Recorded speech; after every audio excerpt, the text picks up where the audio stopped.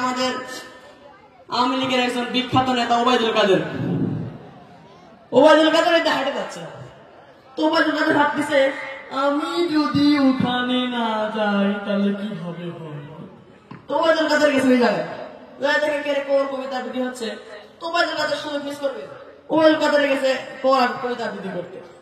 তো ওবায়দুল কাদের তো নেতা মানুষ, তো তার কবিতা আবৃত্তি হচ্ছে এরকম: ভাইরা কেমন আছেন, বোনেরা কেমন আছেন, কোথাও ওইখানে তোর দাদির কবর, ওই ডালিম গাছের তলে 30 বছর ভিজিয়ে রেখেছি দুই নয়নের জলে।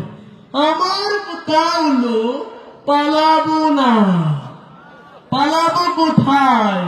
দেখতে দেখতে 15 বছর, মানুষ বাঁচে ক বছর। ধন্যবাদ সবাইকে।